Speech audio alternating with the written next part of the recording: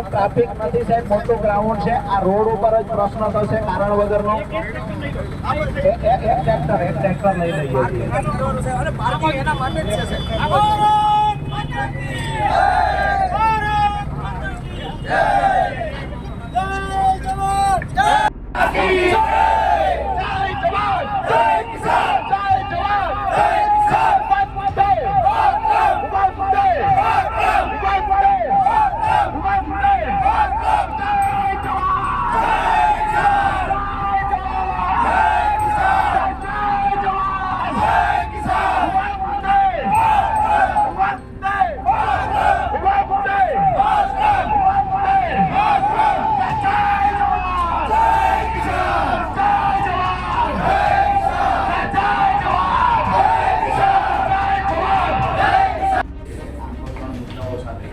બધા પ્રશ્નો ઉઠી રહ્યા છે, પણ મહત્વના 3 મુદ્દાઓ છે કે જેમાં સરકાર નિર્ણય લેવામાં જે વિલંબ કરી રહી છે, કે સમજો તો અમુક સમય જતો રહ્યા પછી નિર્ણય લે છે, તો એનાથી ખેડૂતનું દેવામાં વધારો થશે. તો સરકાર તાત્કાલિક નિર્ણય લે એવી આપના મારફતે સરકારને રજૂઆત કરી છે. એમાંનો પહેલો જે મુદ્દો છે, તો ખાસ કરીને જે ચણાના રજીસ્ટ્રેશન થાય છે, ટેકાના ભાવે ખરીદી કરવામાં ચણા અને રાયડાનું આપ નોટ કરવું હોય તો કરજો. ગંભીર મુદ્દો છે.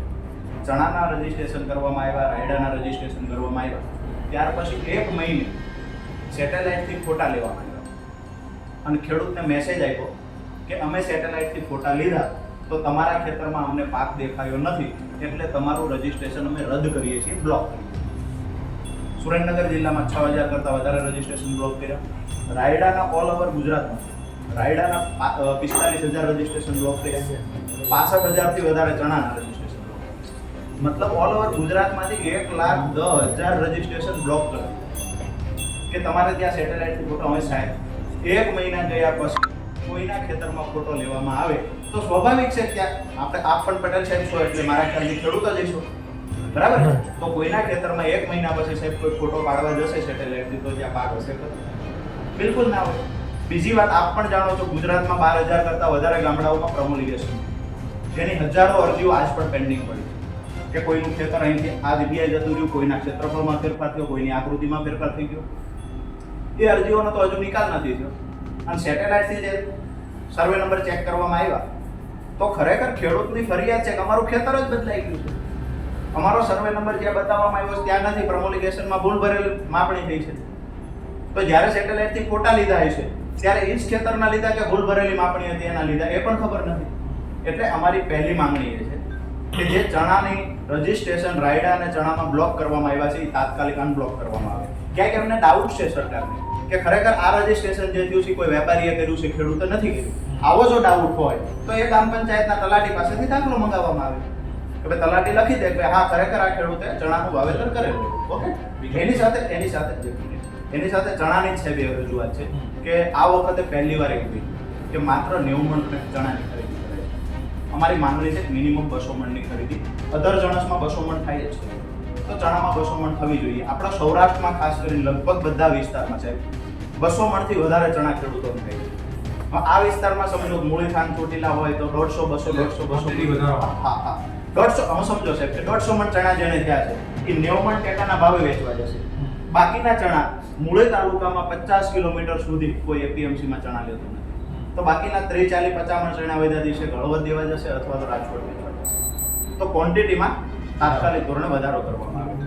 આ એક માંગણી ચણા રાયડાવાળી છે. બીજી માંગણી અમારી છે કે ભાવનગર, જુનાગઢ અને સૌરાષ્ટ્રના અમુક જિલ્લાઓમાં ખાસ કરીને મહુવા આસપાસમાં, અમરેલી આસપાસમાં સફેદ ડુંગળીનું વાવેતર મબલક પ્રમાણમાં થયું, જેમાંથી ઉત્પાદન પણ ખેડૂતો સારું આવ્યું, પણ ક્યાંક ને ક્યાંક અપૂરતો ભાવ મળ્યો એટલે ખેડૂતની આર્થિક સ્થિતિ ખરાબ થઈ.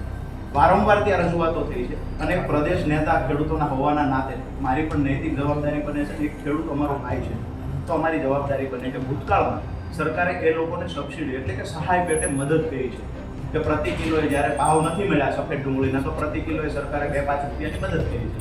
તો આ વખતે પણ 10 રૂપિયાની સરકાર મદદ કરે. આ ખેડૂતો વતી અમારી માંગણી છે. ત્રીજી મહત્વની વાત છે કે સુરેન્દ્રનગર જિલ્લાના મૂળી, થાન, ચોટીલા અને સાયરા આજ દિવસ સુધી આ 4 તાલુકાઓમાં સાહેબ સિંચાઈના પાણી માટે વારંવાર ખેડૂતોએ રજૂઆત કરી. સાહેબ આ રાજપરા ગામથી આવે છે, ગામની વસ્તી 5,500ની વસ્તી છે. આજે ગામમાં 2500 લોકો રહ્યા છે. ગામમાં એક ઘર નવું નથી બનતું. સૌથી વધારે બદતર હાલત કોઈની હોય, 90% કાચા મકાન જર્જરિત હાલતમાં હોય તો રાજપરા ગામ જમીન છે. ખાંગાની હોય, ચોટીલાની, મૂળીની, થાન હોય કે સાયલા, ફળદ્રુપ જમીન છે. માત્ર સિંચાઈના પાણીના અભાવે ખેડૂત ખેતી છોડી અને સ્થળાંતર કરવા મજબૂર બન્યો છે.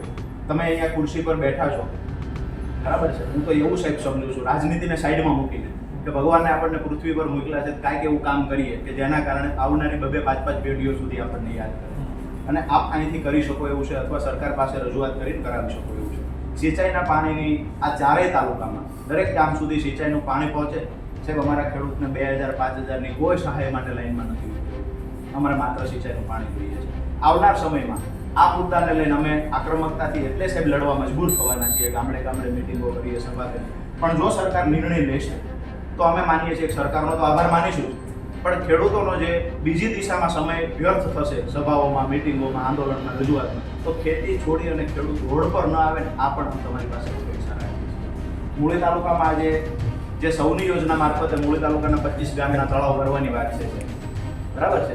આ રજૂઆત હું એટલા માટે કરું છું, આવનાર સમયમાં આ ખુરશી પર 2 વર્ષ પછી કોઈ પણ બેઠું હશે ને, આ રજૂઆત તે દિવસે એમની ધ્યાને આવશે મારી રજૂઆત. આજે તળાવ ભરવા માટે 8નું ડાયામીટર વાળી લાઈનો સાહેબ નાખવામાં આવે છે, 10નું ડાયામીટર વાળી લાઈનો નાખવામાં આવે છે. સાહેબ, અમારો ખેડૂત 100 વીઘાનો ખાતેદાર હોય ને, એ 8ના ડાયામીટર વાળી લાઈન નાખે છે ને, તો એને પાણીનું પૂરું નથી પડતું. હવે તમે જે તળાવની અંદર 50 એન્જિન ચાલે છે, એ તળાવમાં 8ના ડાયામીટરથી તળાવ ભરશો? શક્ય જ નથી સાહેબ, બરાબર છે. 325 કરોડ રૂપિયા જેટલો જે ખર્ચો કરે છે સાહેબ, હું દાવા સાથે કહું કે આમાં જો સુધારો નહીં થાય તો આ પૈસા સાહેબ પાણી પડી જશે. આપ ક્રોસ ચેક કરાવજો. ટીકર જેવા તળાવમાં માત્ર 16ના ડાયામીટર વાળી લાઈન નાખવામાં આવે છે, જેમાં 100થી વધારે એન્જિનો ચાલે છે. વડોદરાના ચેક ડેમ છે, એમાં 12ના ડાયામીટરની લાઈન નાખે, જ્યાં 4 ગામના ખેડૂતો ત્યાંથી સિંચાઈનું પાણી લેવાના છે. તો શક્ય જ નથી, તળાવનું તળિયું પણ ઢાંકવું શક્ય નથી. તો આ 25 ગામ માટે જે યોજના બની છે, આ યોજનામાં હજુ સુધારો કરવામાં આવે. જે પ્લાસ્ટિકની લાઈનો મૂળી તાલુકાની 24 બોલને પાણી આપો, પાણી આપો. ઉમરાનો સબુરી ડેમ બોલને પાણી આપો, પાણી આપો. અક્ષરમાંથી એક ખેડૂત બોલને પાણી આપો, પાણી આપો. થાનગઢના ખેડૂત બોલને પાણી આપો, પાણી આપો. ચોટીલાના ખેડૂત બોલને પાણી આપો, પાણી આપો. રાજપરાથી માંડરભાઈ બોલને પાણી આપો, પાણી આપો. સાયલાનો મોરહલ ડેમ બોલને પાણી આપો, પાણી આપો. હરિયાળીના પથ્થર બોલને પાણી આપો, પાણી આપો. અરે જગતનો બાપ બોલને પાણી આપો, પાણી આપો. ઘર ઘરથી એક જ નાદ પાણી આપો, પાણી આપો. જગતનો બાપ બોલને પાણી આપો, પાણી આપો. જય જવાન, આવાજ દો, આવાજ દો. બીજી જે એક મહત્વની વાત છે કે સૌરાષ્ટ્રના મોટા ભાગના જિલ્લાઓમાં જ્યાં ખેડૂતે સફેદ ડુંગળી વાવી હતી, ક્યાંક ને ક્યાંક આ ખેડૂતો આપણા ભાઈ છે. મારી વાત સાચી છે? તો એ ખેડૂતો માટે લડવું, બોલવું આપણી જવાબદારી બને આગળ ના. તો સફેદ ડુંગળી જે ખેડૂતોએ વાવી હતી, એ ખેડૂતોને પૂરતા પોષણક્ષમ ભાવ મળ્યા નથી, જેના કારણે એ ખેડૂતોની આર્થિક સ્થિતિ ખરાબ થઈ છે. તો સરકારે ભૂતકાળમાં જ્યારે સફેદ ડુંગળીમાં પૂરતો ભાવ ન મળ્યો હોય અને ખેડૂતોના દેવામાં વધારો થતો દેખાય, તો સરકારે સહાય પેટે પ્રતિ કિલોએ 2, 5, 7 રૂપિયા આપ્યા છે. તો આપણી એ માંગણી છે કે અમારા ભાઈઓ ખેડૂતોએ જે સફેદ ડુંગળી વાવી હતી, જેને આર્થિક નુકસાન ભોગવ્યું છે, સરકારની જવાબદારી બને પ્રતિ કિલોએ 10 રૂપિયાની સહાય ચૂકવો. મારી વાત સાચી છે?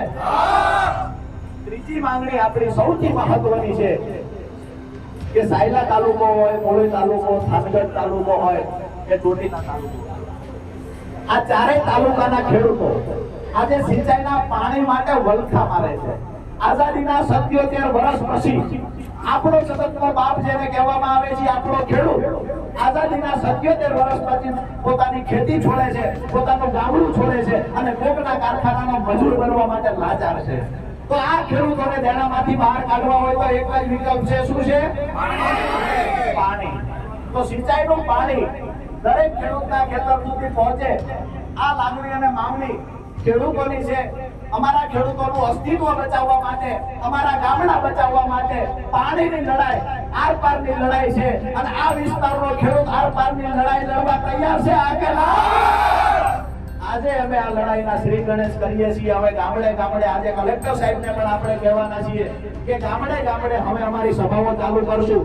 આજે માત્ર પ્રતિનિધિઓને બોલાવ્યા છે, એ પણ મેસેજના માધ્યમથી કોઈને ફોન નથી કર્યો. મારી વાત સાચી કે? કોઈને વ્યક્તિગત ફોન કરવામાં નથી આવ્યા. મેસેજના માધ્યમથી જે મિત્રો આવ્યા છે, પ્રતિનિધિઓ આવ્યા છે, આપ સૌને કહેવા માંગુ છું કે પાણીની લડાઈ છેલ્લા શ્વાસ સુધી લડવાની તૈયારી મારી છે, તમારી છે. તો અહીંયાથી તમારા ગામડે જઈ અને એક સંદેશ આપજો કે આપણા બાળકોને કોઈના કારખાને મજૂર બનવા ન જવું પડે. જ્ઞાતિ જાતિ ધર્મની બહાર જઈ અને દરેક ખેડૂત આપણો ભાઈ છે, ખેત મજૂર આપણો ભાઈ છે. આ સમજીને દરેક ખેડૂતો માટે લડાઈ લડવા માટે ભાઈઓ ચડાવશો આ કે ના? તો આવનારા સમયમાં આ લડાઈને વધારે મજબૂત બનાવશું. આપણી જે માંગણીઓ છે એમાં સિંચાઈના પાણીની લડાઈના આજે શ્રી ગણેશ કરીએ છીએ, ભૂદેવની સાક્ષીએ શ્રી ગણેશ કરીએ છીએ. કોઈ પણ લડાઈમાં એકાદા લુવાણા હારે જો એવું કહે છે એટલે આપણે કમલેશભાઈ સાથે રાખ્યા. અમુક લોકો એવું કહેતા હોય છે, મેં રાજકીય ભાષણો સાંભળ્યા છે કે રાજુભાઈ હોય એની હારે 200-500 જણાનું એક ટોળું નક્કી કરેલું છે, એ ટોળું હોય છે. આવી વાત સાંભળવા મળે છે. હવે એ લોકોને અહીંયાથી સમજી જાય, અહીંયાથી સમજાવીએ કે જો એકલા રાજુભાઈથી તમને તકલીફ થતી હોય તો આ 500 નું ટોળું છે ને ભવિષ્યમાં રાજુભાઈ જ બનવાનું. અને આ 500 નું ટોળું છે એ દાવા સાથે કહું છું કે આ 500 નું ટોળું જેને તમે કહો છો, કોઈ ચોટીલાથી 100 જણાનું ટોળું છે, થાનમાંથી 50 જણાનું ટોળું છે, મુળીમાંથી 100 નું ટોળું છે, સાયલામાંથી 100 નું ટોળું છે, ટોટલ મળી તમે એવું કહો છો 400-500 જણાનું ટોળું છે. દાવા સાથે કહું છું કે અમે જગતના બાપ છીએ. સરકારમાં બેઠાડતા આવડે છે, સરકારમાંથી ઉઠાડી દેતા આવડે છે. અહીંયા ખેડૂત જેટલા ત્યાં છે, આવનાર સમયમાં ભૂતકાળનો સાક્ષી છે. જ્યારે ખેડૂતોએ આંદોલનના શ્રી ગણેશ કર્યા ત્યારે ખૂબ નાની સંખ્યાથી ચાલુ કર્યું છે.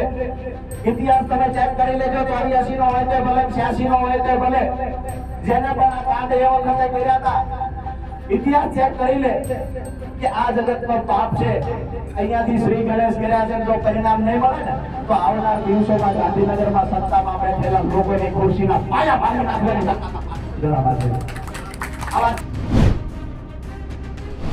એવું હોય તો આજે સુરેન્દ્રનગર જિલ્લામાં ખેડૂત પ્રતિનિધિઓને સાથે રાખી અને અજરામર ટાવરથી લઈને કલેક્ટર ઓફિસ સુધી ખેડૂત આગેવાનોને સાથે રાખીને એક રેલીનું આયોજન કરવામાં આવેલું, જેમાં મુખ્ય 3 મહત્વના મુદ્દાઓ સાથે આજે કલેક્ટર સાહેબ મારફતે સરકારશ્રીને રજૂઆત કરવામાં આવી. જેમાંનો એક મુદ્દો જે હતો, ચણાના જે રજીસ્ટ્રેશનો ચણા અને રાયડાના થયા છે એમાં 1,10,000 કરતાં વધારે રજીસ્ટ્રેશનો કારણ વગર એકદમ પાયા વિહોણું કારણ બતાવી અને સરકારે 1,10,000 કરતાં વધારે ખેડૂતોના ગુજરાતમાં રજીસ્ટ્રેશનો બ્લોક કરી દીધા છે.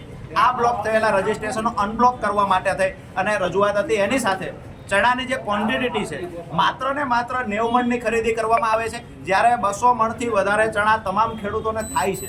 તો કમસે કમ 200 મણ જેવી રીતે અધર જણસમાં મિનિમમ 200 મણની ખરીદી કરવામાં આવે છે, એવી રીતે ચણામાં પણ મિનિમમ એક ખેડૂત દીઠ 200 મણની ખરીદી કરવામાં આવે, આ માંગણી હતી. સાથે જ સફેદ ડુંગળી જે સૌરાષ્ટ્રમાં ભાવનગર અમરેલી સાઈડમાં જે ખેડૂતોએ સફેદ ડુંગળીનું વાવેતર કરેલું, જે મોટા પ્રમાણમાં આર્થિક નુકસાન પૂરતા ભાવ ન મળવાથી ખેડૂતોએ વેઠવું છે, ત્યારે આ સમયે જેવી રીતે ભૂતકાળમાં સફેદ ડુંગળીમાં સરકારે સહાય પેટે 2-5 રૂપિયા પ્રતિ કિલોએ મદદ કરી છે, એવી રીતે આ વખતે પણ 10 રૂપિયા પ્રતિ કિલોએ સરકાર મદદ કરે.